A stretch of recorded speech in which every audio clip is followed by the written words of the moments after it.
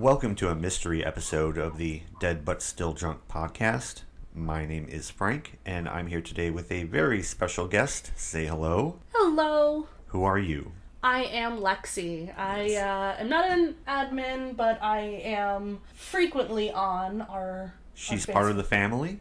I am sure at various points during podcasts, we will either have her here as a guest, or you will just hear her shouting at us in the background. I mean, that's usually how it goes. Yeah, when one of the both of us, me or Matt, say something really stupid. Which is often. It's often. So get used to hearing Lexi's voice, because she is here with us. Anyway, today we're just sort of experimenting with the format and trying to figure out some things to do, some things that we think might be interesting. And so what we're going to do today is we're going to start off with a couple of short-term questions, not questions that we're going to want to stretch into an entire podcast, but feel that they are interesting and could provide some discussion. My question to you, Lexi, yes. As people who watch horror and exploitation, you're more likely to see horror and exploitation movies come out on a very low budget. People who just care about making movies, they want to make a movie, they get released to streaming, they don't have big budget releases. Right. You see a lot more of that when it comes to the subgenres than you would, say, a dramatic movie. Absolutely, or a comedy. And not to say that you don't see any of those, but you see them more in sort of a horror or exploitation circle. Now, people have various levels of what they're comfortable watching in terms of how much leeway they're willing to give.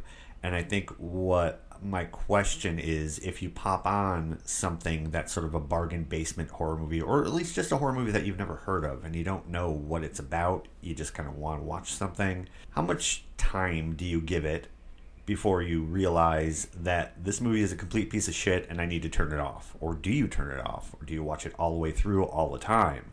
The reason I bring this up is because I watch a lot of low-budget stuff, and it is extremely rare for me to turn the movie off before it's over, because I'm always open to the fact that you're going to hit a certain turning point and you're going to find something at least interesting or worthwhile. Right. I have an example of that, but I'm just throwing out this opening question to see what your general thoughts are before I get specific. So I think that there's a few different kind of tiers or criteria that will directly affect kind of how long I will stay. Sure, like one of those would be the logo Platinum Dunes. Well, so one of the things will be who, if anyone in the movie, who is connected to it. Like, I mean, there's a lot of low budget films that can, sometimes it's a favor, sometimes I know someone who is just like, oh yeah, I mean, you look at, I'll go ahead and give an example right off the bat, Teenage Exorcist. You have Michael Berryman right there in the beginning of it, and you're just like, oh, this movie might be worth something. And now, granted, that was one of the movies that, like, I went through and watched all the way through just because it's fucking hilarious. Oh, it's so much fun. And that doesn't really count. That's not one of those movies that I would put into any of those categories. It's just more of the idea that it had a name associated. And in modern days, I would say Michael Berryman has sort of transformed into Michael Madsen. Or Eric Roberts. The criteria that I definitely look at is going to be, who is it produced by? Really? You look at the producer or the production company? Or a distributor. Okay. Like, it can be a super low budget film, but if it's IFC Midnight, 9 times out of 10, I'll be like, there's gotta be something here. You know, like, you see that IFC Midnight, and that would have been true 5 years ago. Absolutely, and that's definitely something. I don't think now it's A24. Yeah, absolutely. A24, I don't think they've come out with anything that wasn't fucking stellar. Or maybe not stellar. I have not done my research, but everything is worthwhile. Yeah, and that's how I used to feel about IFC Midnight. Yes, and that was very true for a while. Also, what was it, Studio Canal? Yeah, they were another ones that did a lot of, like, the UK horror. Yep. That I don't know too much that came out recently, but that was always something that I was like, this could be super low budget, but I'm going to give this a shot. And even if something's kind of rough in the beginning, I'm like, there is a reason to hold on. Yeah, and then how long do you give it? So with something like that, solid 45 minutes. Okay, Get good. to the halfway point. Okay. Kind of see, because sometimes the exposition takes a while. You don't get to that rising action till the halfway point. So I'm always gonna wait. And these companies are taking chances on new voices, and so you always have to take into account the fact that if it's a first movie, or if they've done maybe just a bunch of short movies, this is their first feature, they're still feeling their way around how to do a feature. Absolutely. Give them a little bit of slack. Right. The one movie that comes to mind, it was distributed by Nerdist, and I believe the EDM artist Steve Aoki, called The Hive in 2015. I remember this movie. And I'm pretty sure you also remember me for a straight year saying how absolute garbage this film was. I think it was more like 7.5 years. I mean, it came out in 2015, so I'm still talking about it later in the future. I hated this movie, and had it not been for Nerdist distributing this, I would have maybe given it 15 minutes, but I held on for a cool 35. Sure. And I hate myself for it. So you're telling me that I watched all of The Hive, and you, as much as you rail against it, only watched like 35 minutes? I mean, I'm sure it was more than 35 minutes. I remember... But yeah, by talking so bad about it, I had to then finish The Hive. Yes, okay. I forced you to watch it for me. Yes, you did. And that's one of those things where it's just like, it's so bad that... It got to a point where you realized there was absolutely no coming back. Yeah, and even if the ending is spectacular, the first 45, however much I saw, was so absolute garbage. There was nothing for me there at the end that would have made me feel like any of it was worth it. Okay. For me, as I mentioned earlier, I tend to watch the entirety of a movie, even if I realize after 10 minutes that it is going to be garbage. And I don't know why. I guess I'm always just hoping for something. I'm hoping for somebody to sort of find their footing. And I think part of it is that when I was a younger person and I would read, say, the Roger Ebert reviews, the movies that I tended to love best were the movies that he gave 2.5 stars. Okay. Almost there. Right on the edge. Couldn't quite do it. Something in there, but never quite getting there. Right. They tended to be my favorite movies because they were the movies that at least tried for something. And they failed a lot of the times, but sometimes I found something really good. And I think part of me is always still waiting for that in a movie, no matter how poorly it starts. And my perfect example of that was a movie from a year or two ago called Tonight She Comes. Great poster for a movie, too. But I watched this movie, and the first half of it was excruciatingly bad. I mean, the characters were all very, very annoying. They all said stupid things. They all did stupid things. It seemed like it was, in a way, it seemed like a hipster movie designed purely to make you feel like you hated everyone and everything in it. Because of how just cardboard the dialogue and the performances were, or the characterizations more than the performances. You get to the halfway point of the movie. I don't want to really ruin it, but basically you get a couple of the characters who are then locked into a cabin, and a brand new set of characters get introduced. And that's where the movie turns, because at least one of those characters that gets introduced in the back end of the movie is a fantastic, sort of really badass character. Okay.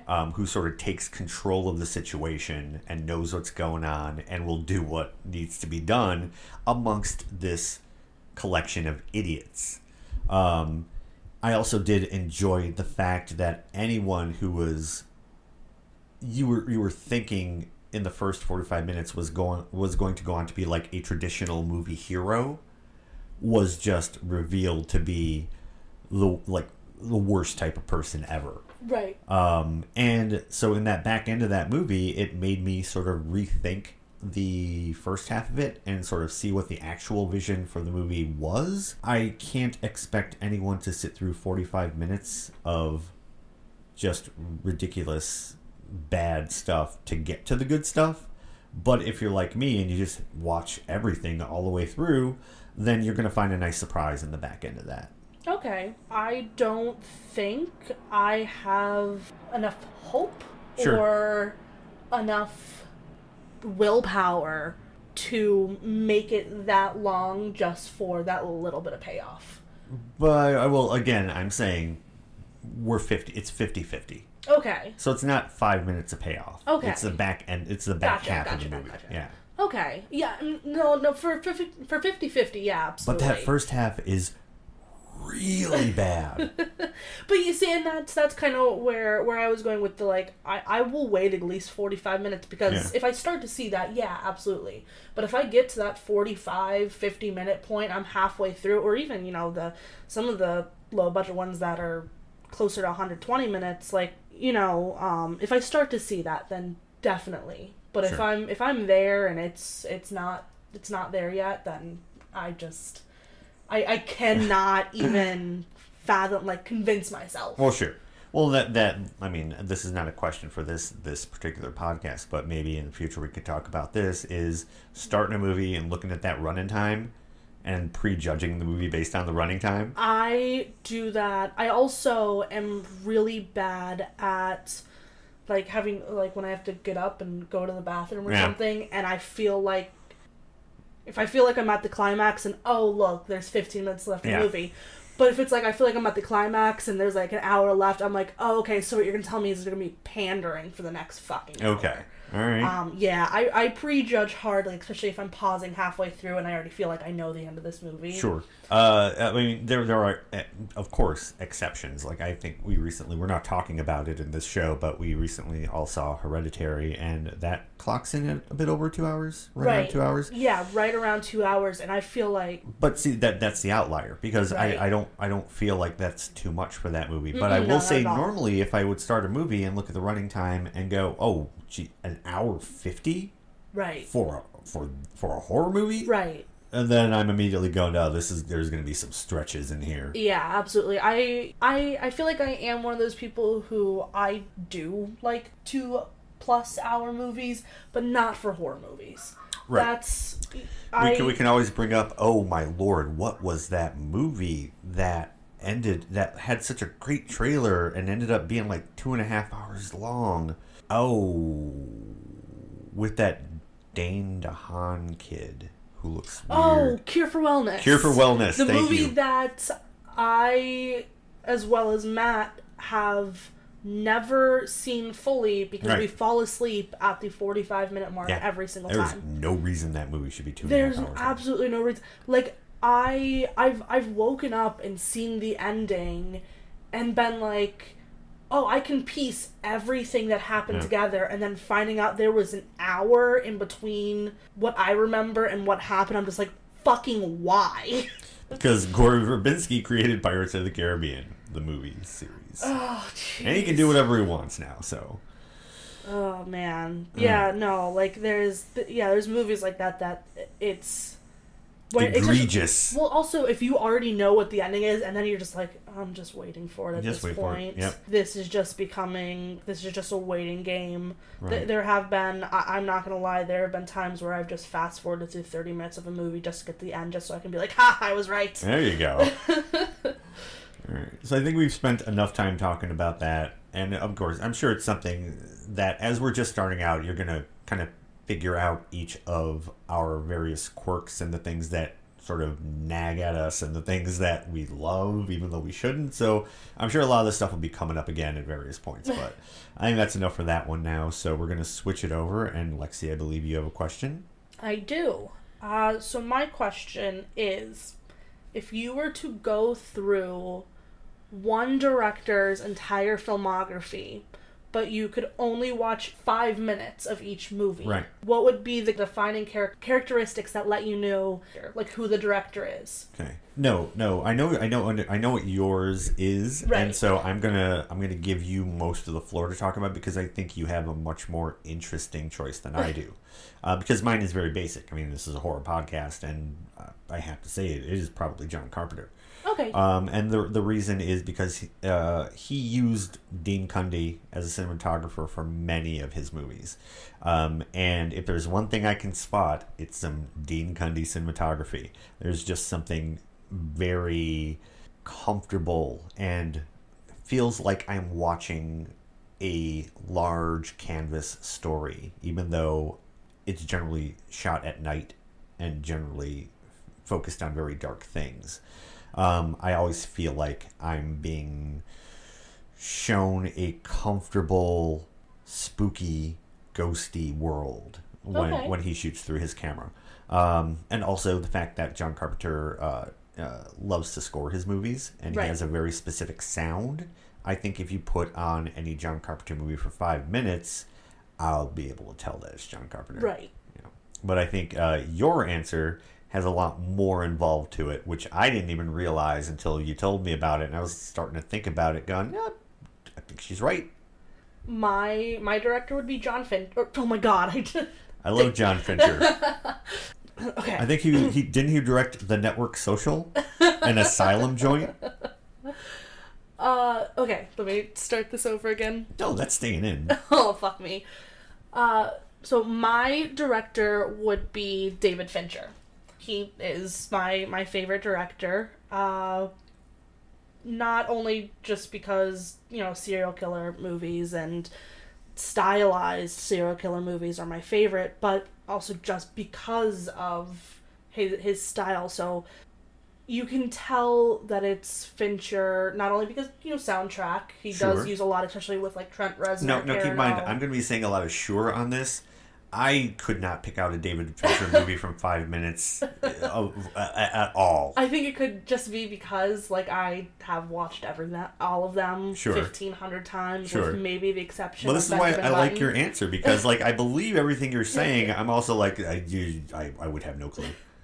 So one of the big things is the colors. He uses a lot of muted, cool tones, kind of gives you this more of an icy feel, which definitely works when you are doing serial killer films like Seven, Zodiac, and Gone Girl.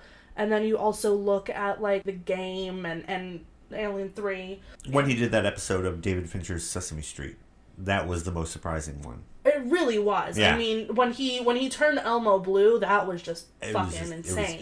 It was mind blowing. I know. I was just like, this is incredible. Auteur. Oh my! This, he really goes down, and I mean, just hearing Trent Reznor screaming, "You are the perfect drug," while Cookie Monster is just shoving. It was just absolute, just cinematic masterpiece. Fantastic. Oh my god. But no, you see a lot of cool tones. I don't know why you're laughing. That was the thing that happened. It definitely did. It definitely did.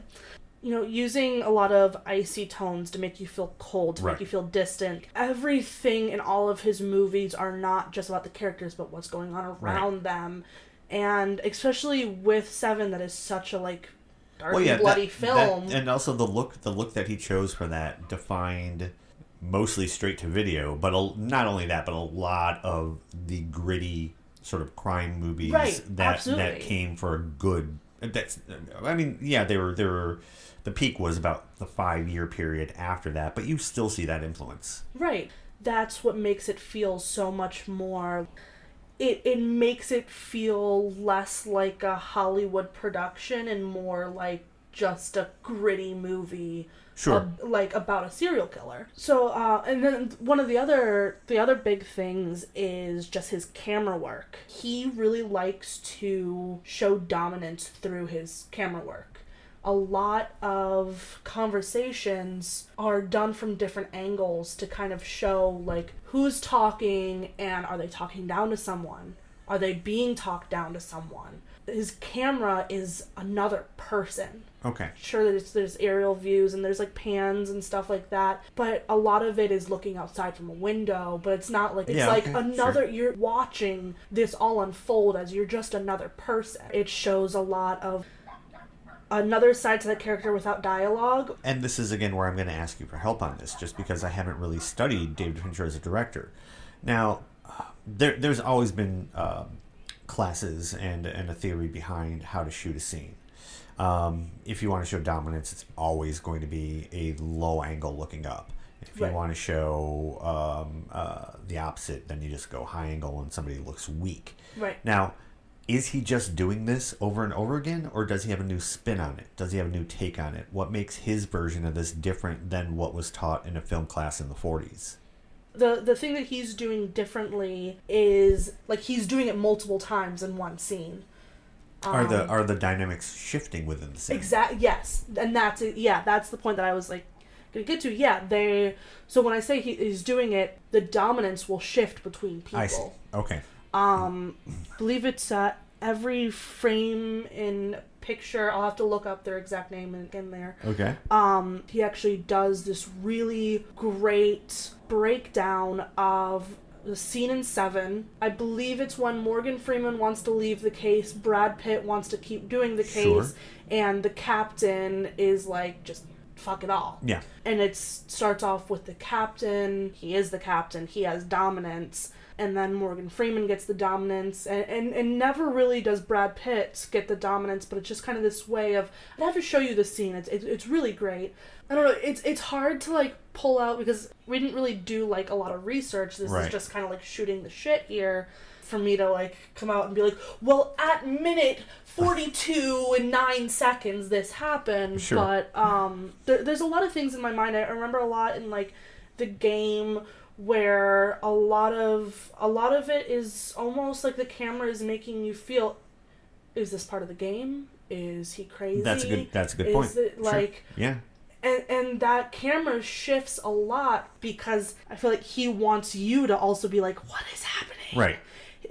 He does the exact opposite of the Alfred Hitchcock bomb theory. Yeah. He never tells you if there's a bomb under the table or not. Okay. You are finding out with the character if there's a bomb or not. Now, can I ask you this? Do you feel like that analogy you just made, which is, by the way, a great one, is that specific to the game, or do you feel like he does that throughout his career? I feel like he does that throughout his career. Okay. I mean, Zodiac is 100% like that is you are finding out. I've never seen Zodiac.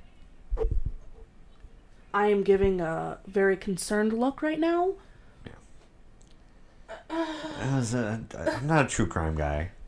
And see, that's true crime is I my like lifeblood. Manhunter, so yeah. Manhunter? No, Mindhunters. Mindhunters. All right, so Manhunter was the Michael Mann Hannibal Lecter movie. Yes. Mindhunters was the Christian Slater, Rennie Harlan movie. I'm not familiar with that one. Yeah, that was a lot of fun. There was an island, and it was Rennie Harlan directing it, and Christian Slater was in it, and I'm pretty sure there may have been a cameo by the Super Sharks from Deep Blue Sea, but now I'm kidding. Most of that was true. I'm sorry, I just really derailed you on that one. You really did. Yeah. Welcome to trying to record something with me.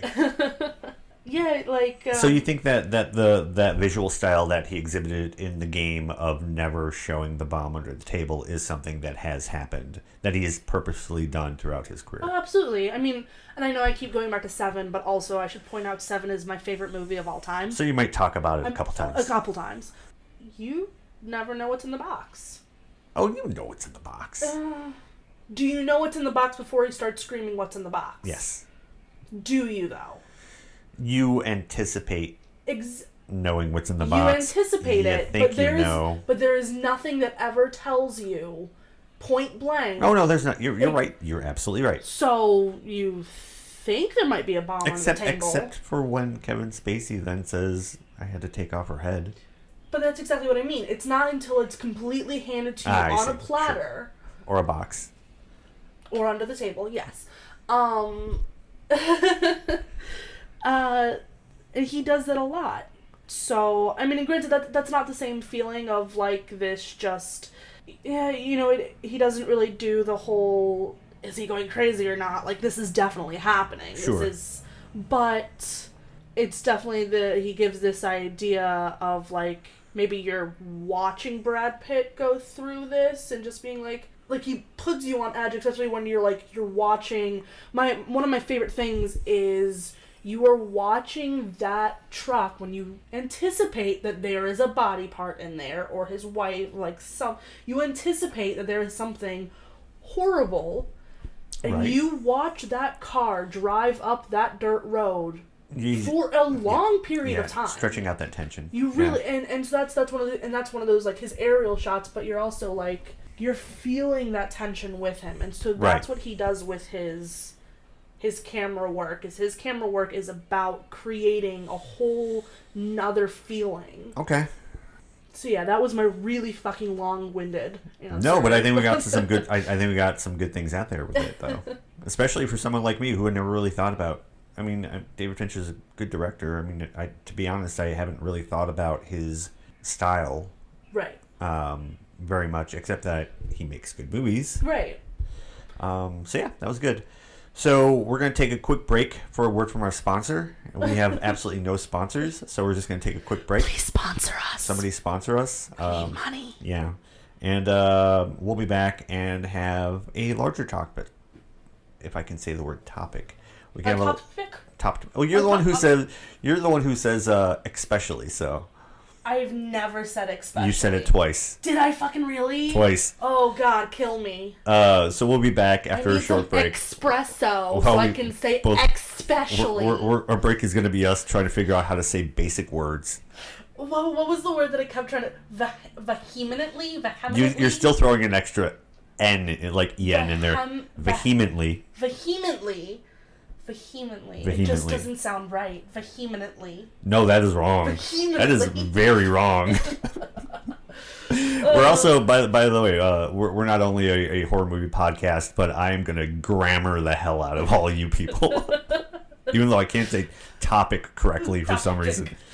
All right, we'll be back. Okay. Alrighty, and we are back. Thank you, sponsors. There were so many of them. So our main topic that we wanted to talk about today was remakes and reimaginings. You know, there was a lot of great remakes in the 80s and some not so great ones. Sure. But I wanted to know, how do you think they compare to the remakes of today? You know, you have Universal, who just attempted to remake all of the classics for their dark universe. And now we're, coming up on Suspiria, and we're Halloween remake. Another Halloween remake. Yeah, another Halloween remake. As well as, we're also seeing remakes from what were not like 90s films. They've been teasing The Crow for what feels like years now. Yeah. But so what is your stance on remakes, reimaginings then versus now? I think if you have, first of all, you have to start with a movie that's not great to begin with.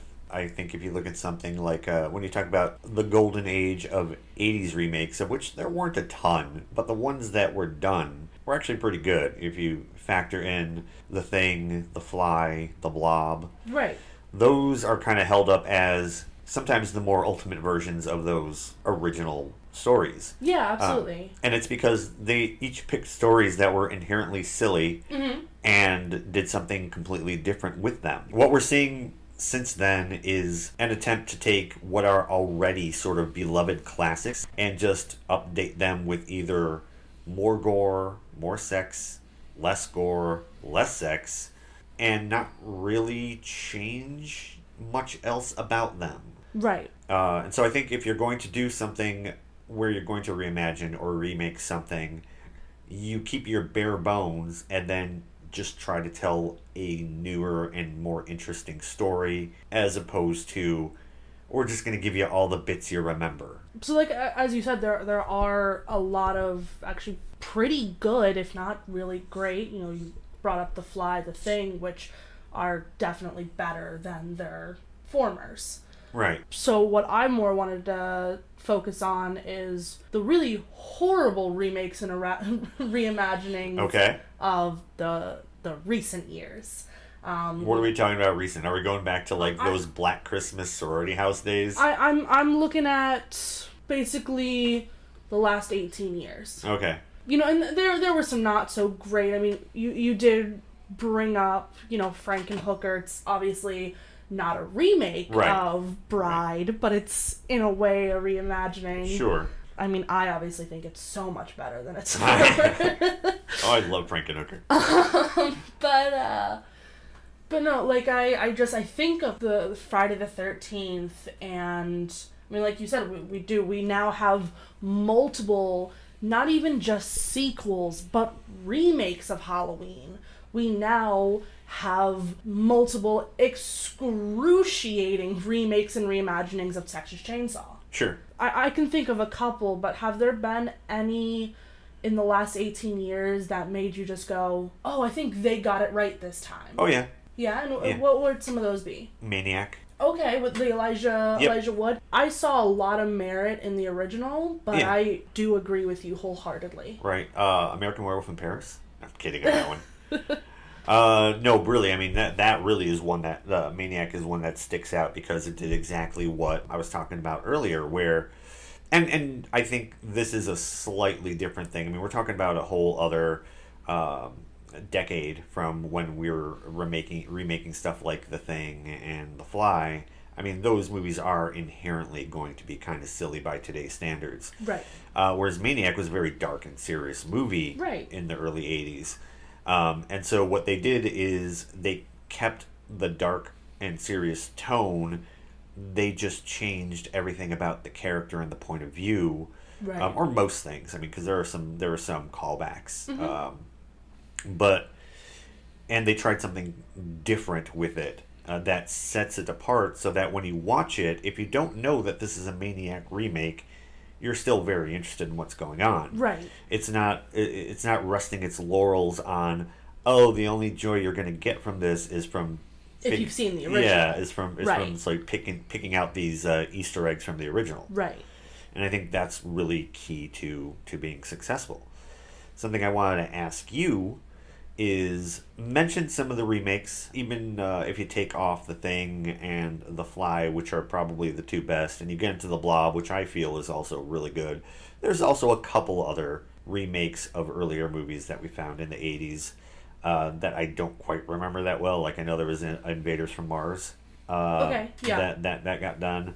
Each of those movies, with varying levels of success, could be argued, Invasion of the Body Snatchers has been remade how many times? But there was. Now. Yeah. There was one in the 70s, there was one in the 80s.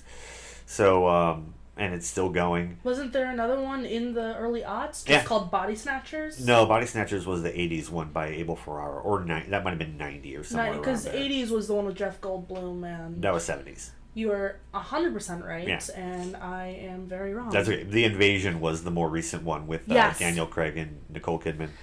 But I think my question is, when we talk about the bad remakes that we were flooded with, what kicked that off, do you think? I mean... Because my point is, you think about horror history through the past, there's a few here and there that we mentioned, but then there was a flood. And now it's a thing. Well, and it didn't used to be a thing. So... Like The Thing remake. Part of me thinks that this didn't necessarily, as most things don't because it is Hollywood, I don't think this really started with horror. The thing that really sticks out in my mind is when Star Wars prequel started. Okay. That was about, that's what, 99? So that's 2000? Yeah, you're in the rough area. I kind of remember, it was that was right when it hit, yeah. And I feel like that's when, like, prequels, reimaginings, remakes started happening. I don't remember exactly when House of Wax. Yeah. I want to say it was somewhere between, like, 2005 and 2008. Okay. Somewhere around those. I have tried to kind of, like, somewhat scrub those from my memory. Sure, like you would. I feel like that's kind of, they started taking the lesser ones just to, like, test the waters, and then when people actually took to them, of course, when you add a name like Paris Hilton, obviously it's going to be a money grab, but then I think when it was like, oh, this worked, they were like, let's do Friday now, and then it was, and I think it was My Bloody Valentine, and then Nightmare, and those all came out. I want to say pre-2010. I'm sure at least Friday and My Bloody Valentine. Right. The last decade has kind of all blended together. Oh yeah, of course. Of horrible movies. That's the point. Is that there was so much especially when you're dealing with sequels, remakes, reimaginings. They blend together because nothing really makes them stand out. Yeah, exactly. You put hot co-stars together, and like you said, more sex, less blood, less sex, more blood, but usually more sex, less blood. Yeah. And I mean, I know that Friday was an R rating, but it was marketed towards teenagers. High schoolers. Yeah. I remember, this is going to show my age, I could not go and see an R-rated movie yet. So my friend and I convinced her mother to take us to see Friday the 13th, and then she sat us down in there, and then she snuck off to another movie. Sure. But it was, I just remember, like, that's who it was geared towards. Yeah. You put someone young and hot like Jared Padalecki and Daniel Panabaker, I believe. And yeah, young people are going to want to see that. I agree with a lot of what you're saying. I think Ground Zero is still, because it was such a big moment, and I think people don't realize the trajectory of that to where we're currently at is still Scream, which was an original horror movie, but at that point horror was dead. Scream came out and was a huge hit. Right, yeah. Featured a lot of a very young, attractive cast, and then suddenly horror was big. At this point... You're right, because I Know What You Did Last Summer came out before any of those remakes and anything, and I think when they started making new horror movies, then they were like, we can start doing the old ones again! It's easier to do that. Studios already have the rights to these movies, to these titles. They don't have to really they don't have to go out and find somebody to write an original script. Right. All you have to do is... Take bits and pieces. Especially get when a you new have cast. $15 billion to choose from. Yeah. Like, especially with Halloween and Friday and all that. And within that, though, I mean, it didn't take long for stuff to start to wane. And so you'll notice that it shifted from the Scream template of the whodunit murder mystery with the hot young cast to the, well, we're just going to start doing remakes, but we're going to promise that they're going to be super, super scary. You got into a period where you would have almost every remake be a PG-13 movie. Right. So that, and you know, The Fog with Tom Welling is probably the nadir of that entire sort of run. I remember reading in Fangoria an interview with the director who said, yes, it's the original Fog is a super scary movie, but in this one we really want to focus on the tension. And all that reads as, this is going to be PG-13 and there's going to be no real horror in it. And that's exactly what happened. Yep. Because they wanted to appeal to as many people as possible, the sort of high school market. Right. After that, when that started really failing and these movies got panned and nobody went to see them, you then had your sort of slide back up into your, okay, we're going to do The Hills Have Eyes, and this is going to be... hard R. Yeah, hard R stuff again. Right. And so you can... What it is ever since horror became big again, it's been nothing but the studios trying to hold on to that particular audience. Right. By trying different things, right? Realizing certain things are going to fail, so we got to move in the other direction. And none of these directions have equaled, let's just tell an original story. It's always been, let's just remake something that we've got in the back catalog. And I think that's why recently, if you think about, aside from Halloween, which is getting a lot of excitement around it because that's one of the big daddies and sort of the thing. The more successful horror movies or the more buzzed about horror movies are the original ones that are coming out recently. And usually more independent, you know, we actually just earlier were talking about like A24 films and those are the horror movies that are usually getting more buzz because they are original. And it's like, yeah, you're 100% right. Like, it's Hollywood is like, how do we hold on to it where A24 and Canal are just like, let's just make it new. Right. And even the one case that I can pick out that comes to mind where I mentioned the Maniac remake, if you watch that doesn't feel like a big budget studio movie. That feels like an indie movie. Right. So it feels original even though it's based on something already and is technically a remake. Right. It doesn't feel like it is necessarily. Right. But it makes me worry about Suspiria and it makes me worry about the Halloween remake. Well, I think when you boast the girl who starred in 50 Shades of Grey, my heart died a little bit. Yeah. But also, my question is, why take an already amazing movie It seems pretty pointless. At least in the 80s, they were taking not so great movies. Yeah. I mean, and even in the early 2000s, when they tried to make House on Haunted Hill and stuff, like, granted, they were taking a bad movie, but they made it worse. They just... Also, the thing with actually, you know what? Ghost Chris Kattan pulling a rope is probably the best ending to a movie that there ever was. But I mean, just the problem with that is that, like, yeah, it was a bad movie, but it was at least still worth something because it gained this huge cult following. And it became, like, an endearing kind of bad movie. I know a lot of people not like a Troll 2 bad. But a lot of people have good memories of it. And I think it's because it came in early on the cycle, before the cycle had been played out. I think it had enough fun sequences. I mean, if you're talking about that era, I actually prefer 13 Ghosts better. Yeah, no, I actually did too, but that's also because homicidal ghosts are fucking awesome. Yeah, but they came at the right time. Yeah. Where the cycle was still new, they were taking that Scream formula and they were giving you a supernatural aspect to it. Now I will say that when they started doing the Choose Your Own Adventure and they did like Return to, like, when they started doing even more movies. Choose Your Own Adventure. Yeah, so I don't know if it was I believe it was like Return to Hill House or something like that, or Return to House on the Hill. It was one of those like offshoots. The DVD version gave you the option to choose your own adventure, which was like, do you want to watch two ghost girls make out? What? Yeah. And that's when I was just like, I missed that completely.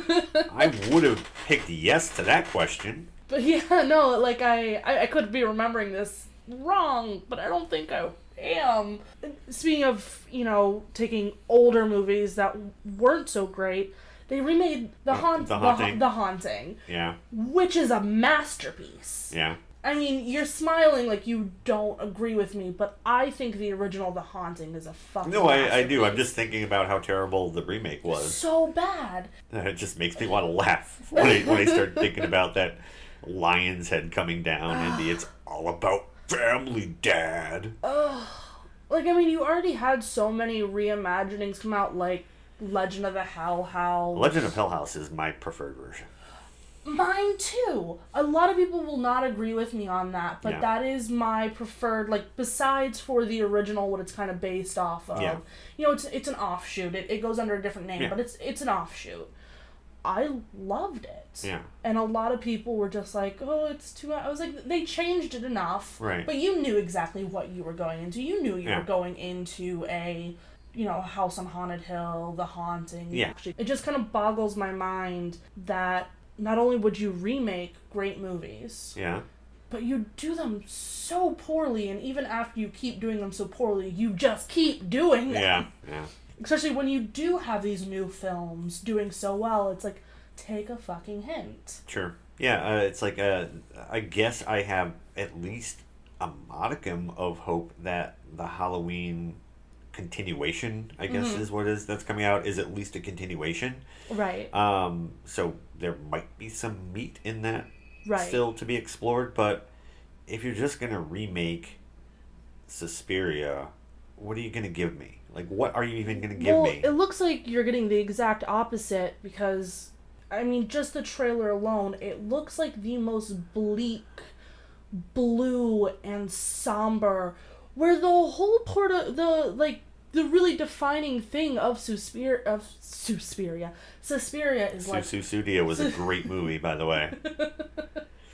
But it's like how just red and, it causes you anxiety because that... As a devil's advocate here, if you looked at the trailer for Suspiria, the remake, which I'm not even going to watch the trailer for it, and you saw that it was all about the colors, just like the original, wouldn't that make you more pissed off because they're basically doing the same thing?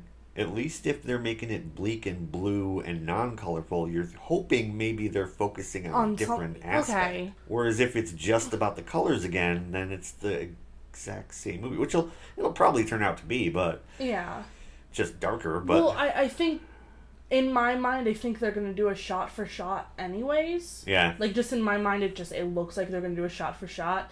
So, to me, it's just like, we're gonna do it shot for shot, but we're just gonna make it blue instead. That's, in my mind, is what this is going to be. Okay, except for, I'm sure since it's a remake, there's gonna be no, like, close-up of the actual slit in the heart sort of pushing out air. Oh no, it's just literally gonna be her tits the entire. I just imagine that she's just gonna be topless the entire time. It's nothing against her for doing 50 Shades of Grey. It's just because that's what remakes are now. Yeah. How nude can we get them? I mean... Well, that answer is My Bloody Valentine 3D, which I love, but... Or Friday the 13th, the sex scene that went on for like 10 fucking minutes. Yeah, I was not complaining. I mean, but when it goes on for like 10 minutes just because it's like, look at her tits, and he like literally says, look at your tits, like so many times, it's like, we get it. We get it. She has implants. They're huge. It's been like 5 minutes now. Can we continue on with the movie?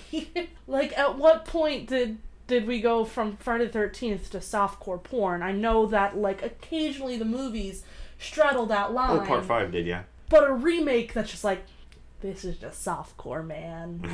This is just... I only saw it once, so my memories are not that great on that remake there. All I remember was all the weed. I actually remember all the weed more than I remember the tits. Yeah, no, I mean, she has really nice tits. Like, they stay with you. Welcome to Titcast. I'm sure that her entire... This just sounds like I'm shitting all over her. But, like, I mean, unless she's into that. I don't know. That's a different website. Still run by us, but... Go find us on another channel, eFucked. Oh my god. Well, you know what? I think we found our first sponsor. I'm sorry, Dad. Why do I hear that so much? Oh, fuck. I completely lost where we were now. Right. You want to take it back over? Because I'm out for the count. So... I think we've established that it's a good remake if you take something that's not so great and you make it good. If you start with some gold, what are you going to do to gold? You're going to try to make it platinum? It's just fool's gold. You got some alchemy. It's fool's gold. It's fool's gold. But at a certain point, you're really only going to get a good remake if you have at least an original idea to... if you view the original as a way to take a different idea into a direction that is going to be original, then I think you can be. And I think the perfect example of that is the Evil Dead remake. That is a reimagining. Yeah. That kind of like goes back into the Maniac. Yeah. Where it's a standalone, but there are Easter eggs. Like, sure. You do see like the actual like Necronomicon. Right. The car. Yeah, exactly. You do see a lot of that, but you don't need to have seen the series, like the 3, even though there's really never any like Army of Darkness, but you don't at least need to see 1 and 2 to get that movie. That's true. And also that's one where it's less sex, a shit ton more blood. Right. And I love it. Yeah. I'm always going to be partial to Evil Dead 2, but honestly, I would put that remake above Evil Dead. Like, I think that is a... There's only one thing you got wrong. Was there ever any sex in Evil Dead 1 or 2? Well, no, I'm just saying they didn't add sex into the remake. Yeah, like, I can't even think besides for... I think there was a couple, like, bra and underwear scenes, but otherwise... Yeah. I don't think there was any nudity. Yeah. They were just like, let's just fucking go ham with the gore, and I loved it. Yeah, I enjoyed it. And now, this isn't really a reimagining, this is just kind of taking a million ideas, kind of mashing them together and making them great. Are you mashing them into a cabin that happens to be in the woods? Yes. Yes, I am. Not a reimagining, no. But just what a great, in a way, a throwback film. Right. Like a throwback in the way of, like, Not in the way of, like, Stranger Things being a throwback, but in a way of, like, remember all of these horror movies that you love? Let's just make let's just give you a pinhead, but instead he's like a saw head, and I'm just like, oh, I fucking love it! Yes. Yeah. A lot of horror fans don't like it. I know, and you're wrong. Yeah, they're wrong. They're wrong. Besides for Evil Dead and Maniac, I can't really think of, like, a remake that's been good. Because Lord knows the last 15 Texas Chainsaws have been garbage. Yeah, I think I was officially out of Texas Chainsaw at Renee Zellweger?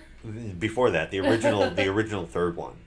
Okay. The first Texas Chainsaw Leatherface. Okay. You know, I don't think I've seen anything since then. Okay, so you didn't even see the Jessica Biel one? Nope. I get why not a lot of horror people, but some horror people were like, this is admirable. Okay. It's by no means a great movie, but in the era of remakes, it was a solid one. Sure.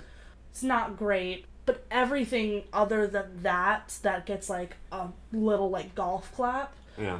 Fucking awful. Alright. Just absolutely, nothing's worth your time. And yeah, did you have any more that you thought were... No. Yeah. Like, no, there's nothing. There's two. Yeah. I'm sure if we get any listeners, somebody is going to comment on something I've forgotten about. I mean, but see, this is the 90s, so it doesn't count, but, I was thinking Bram Stoker's Dracula. Oh, yeah, we didn't talk about that. I think that's genuinely really great. The Wolfman with Benicio del Toro. I don't actually know if I've seen that. You don't have to. Okay. Yeah. Okay. It was not good. It's just trying to remake the Universal classics is so hard. That was the first time around. Was it? The first time around, because this recent Mummy failure was the second time around. Oh, yeah, no, I know. But that's what I'm just saying. Like, besides for Bram Stoker's Dracula, I can't really think There was Mary Shelley's Frankenstein with Kenneth Branagh. I think it's passable. It's passable. It actually is not terrible. I remember watching that movie. But I'm just like, I would not put that in the same category as Bram Stoker's Dracula in, like, that it's a genuinely good movie. Oh, yeah, no, that's not what I'm saying. I was just trying to think of what came out in that first go-round where they were attempting to redo things. Right. And I know The Wolfman was a lot later, but I still consider that closer to the Bram Stoker's Dracula and the Mary Shelley's Frankenstein than I do this attempt to reboot the Dark Universe. And I know that you and Matt have a completely different feelings than I do of the Brendan Fraser The Mummy series. Well, I thought they were fun. Yeah, I don't like them. Yeah, I thought they were a lot of fun. That's what I'm saying. I know that you two have... I think they were fun, but... I think they were a fun 2-movie set. I don't go into the third one. Because that one just... I don't ever think I've even seen I don't think you need to. But the first two I found interesting just because you had one kind of fun Raiders of the Lost Ark-ish, just sort of rogue adventure. And I think that might have been the reason why I wasn't, because I expected, like, a horror movie. Yeah, and it is not. They're not horror movies. They're action movies. Exactly. And I action think that... comedies at that. That was the problem. Like, that was the one thing that I was just like, because they weren't scary. Yeah. The second one I liked because it was one of the first times as somebody who was going out to the movies regularly where I was seeing a major, I guess even at part 2, I don't want to call it a franchise at that point, but just a couple of movies in a series where you watched the second movie and you got to see things from the first movie but through a different angle. Right. And I was like, that is really interesting. Yeah, okay. It's like, I remember that scene from the first movie, but now I'm seeing it from the other side. This is a good duo. Okay. And that's horror movie sequels and reimaginings. Actually, this is probably a good point where we can sort of wrap that up, unless you have anything else you can think about saying. No, I think we really said all we needed and more. Oh, yeah, and more. Again, we're gonna work this out as we go, but I'm sure there's going to be comments about things that we've missed, so please feel free to let us know, and maybe we'll cover this all again at a later point, or at least bring up some of the stuff that we missed at a later point. Yeah, absolutely. And also with the comments, not only would we like you to fact check us, but also give us some ideas of what you might want us to talk about at a later date. Yep. This is not going to be a norm. It's not usually going to be Frank and I, or maybe it will. Yeah, we'll see. Who knows? You'll see. I think we're going to get a big old mixed bag of various of us. Different combinations. Yeah, but yeah, just give us an idea of what you'd like to hear. And we'll see you next time. See you next time.